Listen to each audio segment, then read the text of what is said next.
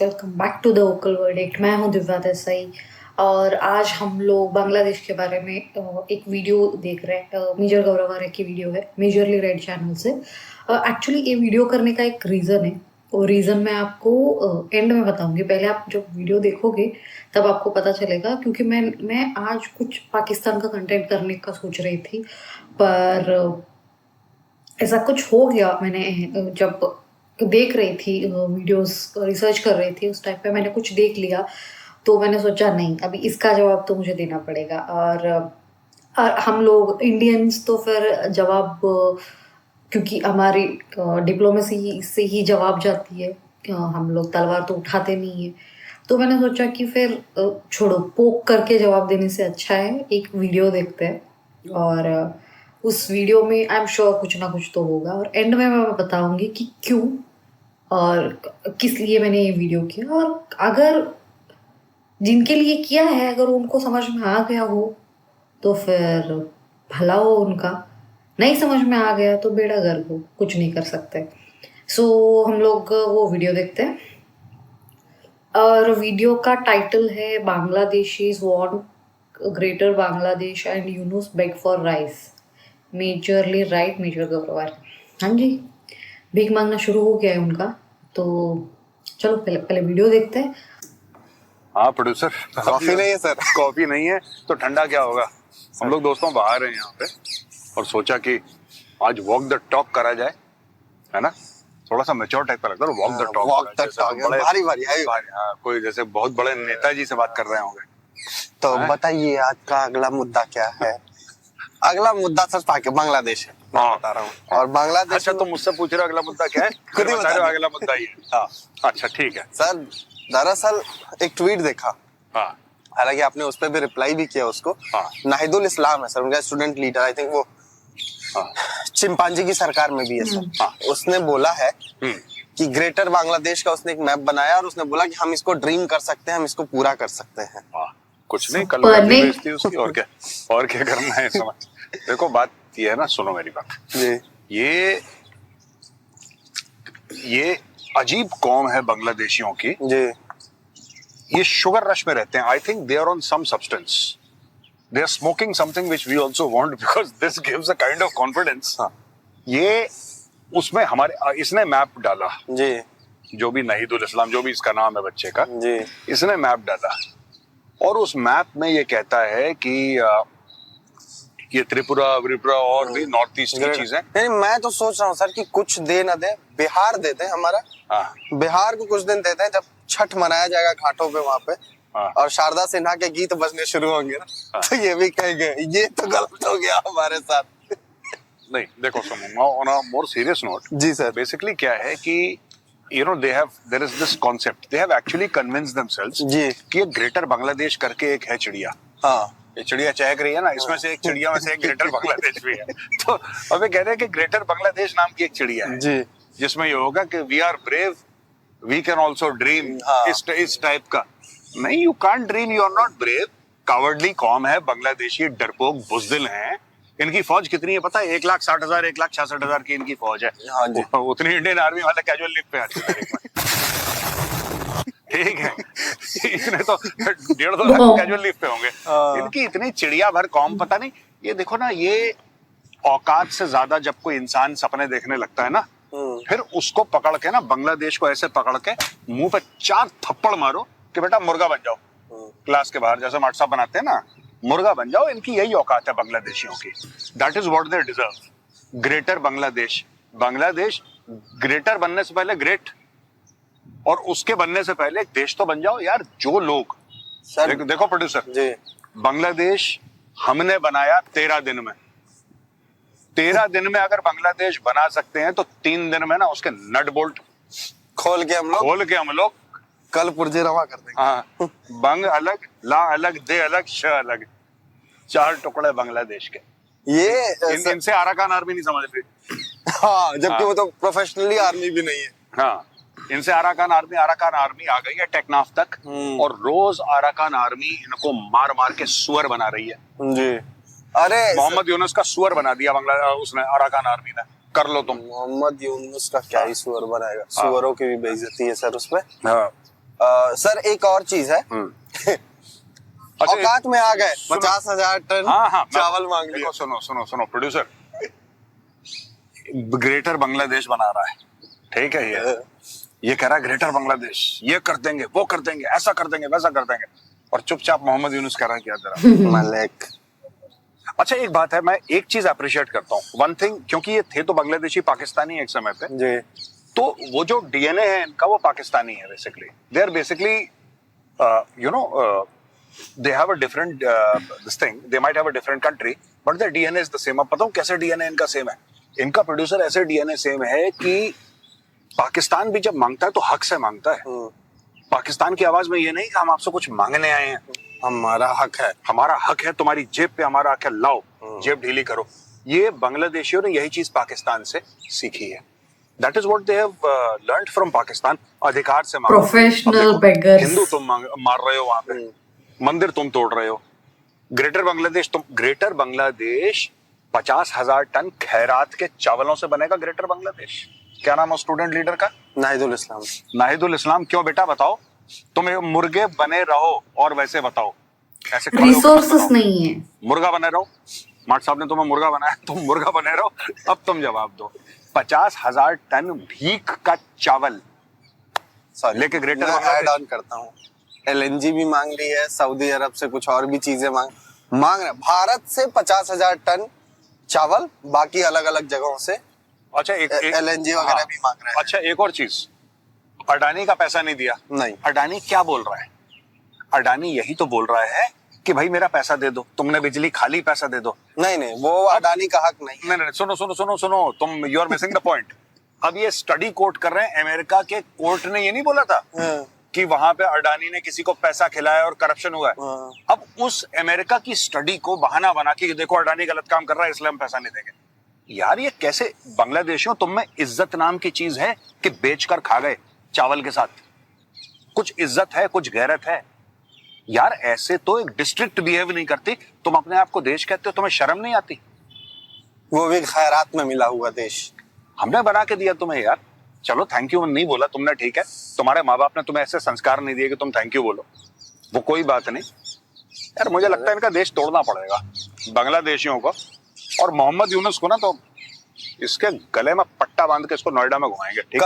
कल इसने the economist को एक इंटरव्यू दिया, उसमें उसने पूछा कि जो आपके यहाँ माइनॉरिटीज पे अटैक हो रहे हैं, जो भी चीजें हो रही है, कह रहा है नहीं, ये मतलब उससे बोला गया कि इकोनॉमिस्ट ने कोई अवार्ड दिया, आई थिंक सर, मुझे याद नहीं आ रहा है, इकोनॉमी पे कि आपकी इकोनॉमी अच्छी की है पिछले साल में। उस पे उसका क्या कहना, ये जो हमारा प्रोटेस्ट हुए हैं उसके कारण इकोनॉमी बेहतर हुई है सर, उसका यही साउंड था। देखो बात ये है ना कि ये सही भी कह रहा है क्योंकि इनको प्रोटेस्ट के अलावा कुछ आता नहीं है। ये सारे स्टूडेंट लीडर इकट्ठा कर दिए, डफली गैंग जिसको मैं कहता हूँ ना, ये डफली बजा के डफली बजा, ये डफली गैंग है, इसको इकट्ठा क्या इनकी इकोनॉमी ठीक होनी है? तुम्हारी इकोनॉमी तो अभी हम डिसमेंटल करते हैं, रुक जाओ। नहीं, तुम्हारे कपड़े की मिलें बंद करके बांग्लादेशियों तुमसे भीख नहीं मंगवाए ना सड़क पे, तुम मांग ही रहे हो तुम, पर अभी तुम एलिट लेवल पे भीख मांग रहे हो। अभी तुम मांग रहे हो 50,000 टन की भीख, आधा पाव किलो चावल की तुमसे भीख ना मंगवाई तो नाम बदल देना मेरा, देखना अभी तुम्हारा क्या होता है। बहुत हीरो बन रहे हो तुम। ये सर बेसिकली मुद्दा ये परेड होगी इनकी, पट्टा परेड। मुद्दा ये है ना कि भाई साहब लोगों को वही वो आप कहते हैं, मैं भी मानता हूँ, डीएनए वाली आदत है। सेम डीएनए, हरकतें थोड़ी नहीं बाज जाएंगी। कहते हैं ना कि खानदानी शौक और खानदानी चीजें सर जाती थोड़ी नहीं है। अब इनका खानदानी शौक है, भीख मांगना इनका खानदानी रिवाज है सर। इनके अब्बू दादू सब मांग रहे हैं और इसके आगे जो है। यार मुझे ना एक बात नहीं समझ में आई जी, ठीक है, ये बताओ प्रोड्यूसर, ये कॉन्फिडेंस कहाँ से आता है बांग्लादेश के अंदर यार? कुछ फूकता है हुआ। हाँ, और वो जो फूक रहा है क्या वो माल तुम्हें नहीं चाहिए प्रोड्यूसर? सर कॉन्फिडेंस के लिए तो चाहिए है, कॉन्फिडेंस के लिए चाहिए, क्योंकि इतना कॉन्फिडेंस कितने इनके टोटल फाइटर प्लेन्स हैं?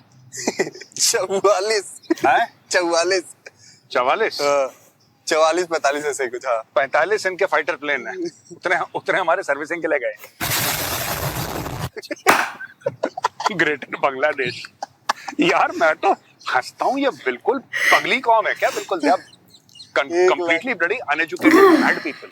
1,63,000 की फौज जितने भारतीय सेना में आज छुट्टी पे, कैजुअली, नॉट एनुअली। कैजुअल इतने इंडियन आर्मी में आज की तारीख में कैजुअल लीव पे हैं जितनी पूरी बांग्लादेश की। इनको actually on a serious note, अभी तो हम मजाक कर रहे हैं, ऐसे ही मजाक नहीं कर रहे, बट मजाक के तौर पे आपको बता रहे हैं, टेकनाफ का एरिया है दोस्तों, टेकनाफ के एरिया को उसका एक सब्सटैंशियल पार्ट अराकान आर्मी, ये लोग अपना देश नहीं बचा सकते, इनको जूते पड़ रहे हैं बहुत बुरी तरीके से, बहुत बुरी तरीके से। पर ये ढाका में स्टूडेंट लीडर, प्रोटेस्ट, झंडा, डफली, ये यही काम है इनका। This you know we are rebels. क्या रिबेल, क्या औकात होती है रिबेल की यार? खाने को खाना नहीं है तुम्हारे पास, चावल है नहीं इनके प्लेट में, चावल की भीख मांग रहे हैं, फिर रिबेल कर रहे हैं। या भारत से पंगे लेने हैं, भारत से मालिक थोड़ा सा चावल दे दीजिए। हाँ। एकदम चल रहा है कि मालिक दे दीजिए थोड़ा सा।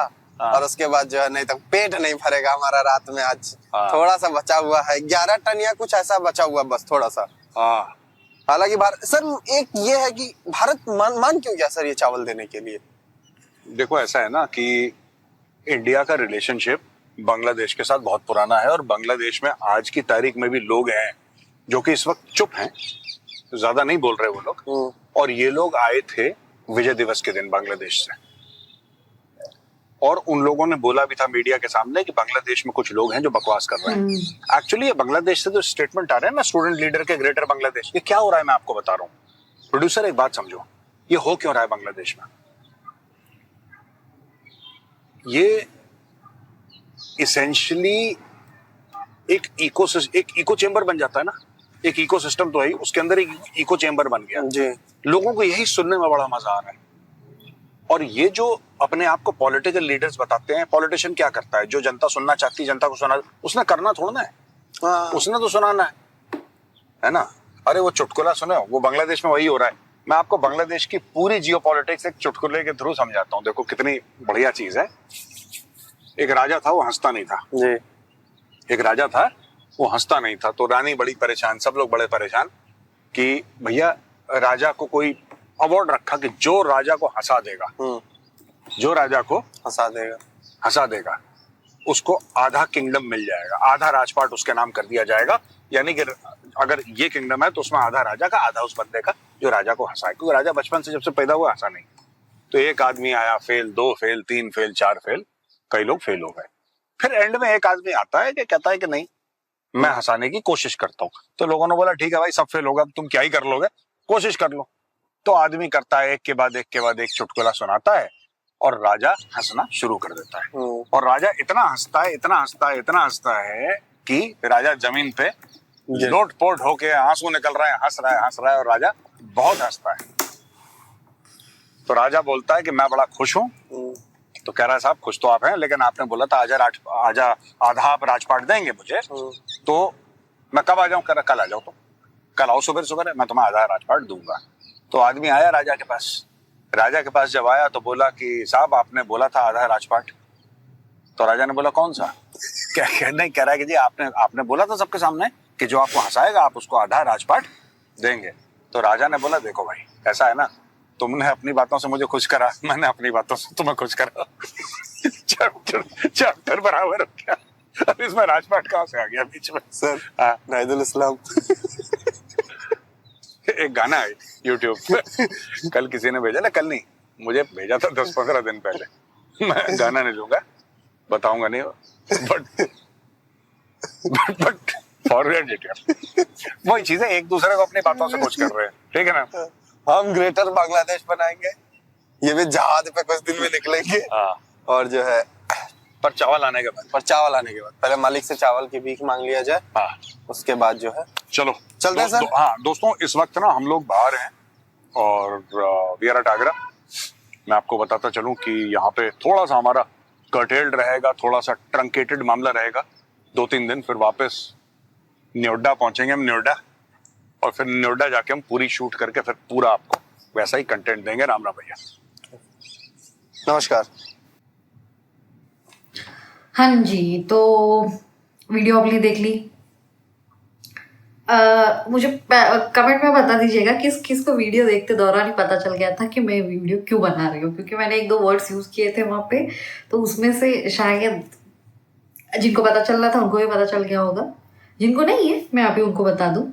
सी फर्स्ट थिंग कि एक बांग्लादेश और पाकिस्तान में झूठी हिस्ट्री पढ़ाई जाती है और उसी हिस्ट्री के बिना पे ना ये लोग अपनी मनगढ़ंत कहानियां बनाने लगते हैं। किसी ने मुझे कमेंट में बोला था कि बांग्लादेश बनने में ना इंडियन आर्मी का कोई लेना देना नहीं है, मतलब उनका कोई इन्वॉल्वमेंट नहीं है। इंडियन आर्मी वहाँ पे गई थी ईस्ट पाकिस्तान में उनके रिसोर्सेस लूटने।